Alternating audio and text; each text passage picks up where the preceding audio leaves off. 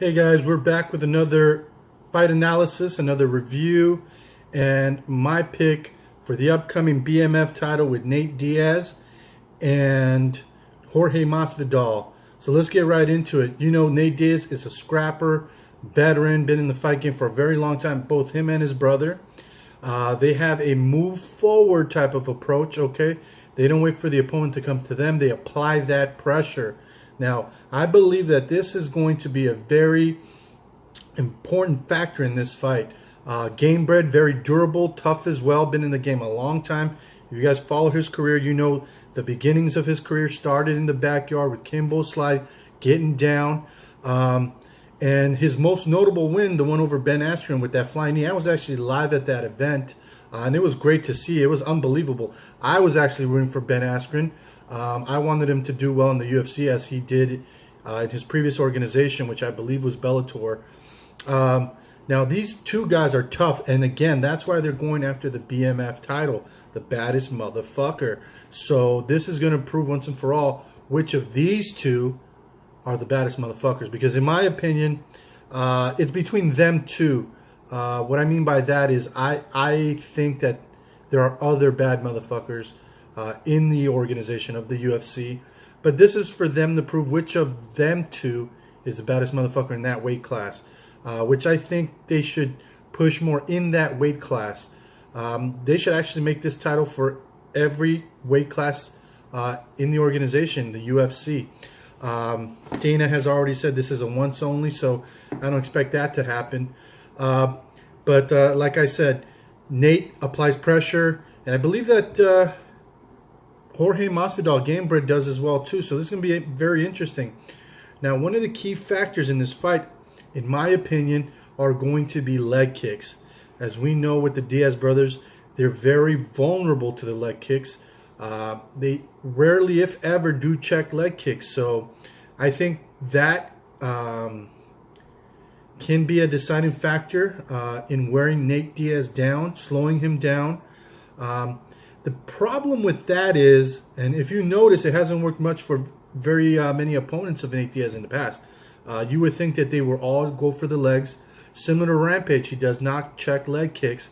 So you would think that that's something fighters that go up against these guys would normally do to control pace, distance, the octagon.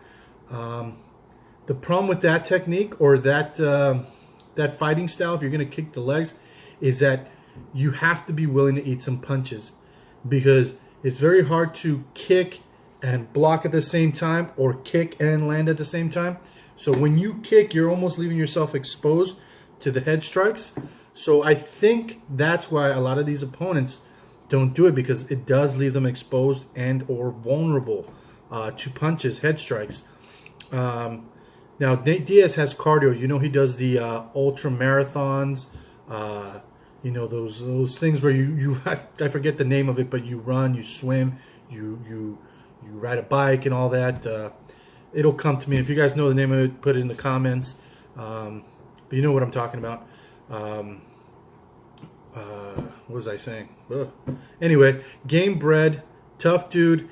If he can last past the third round, let me start over. I think what he needs to do is end this fight quickly.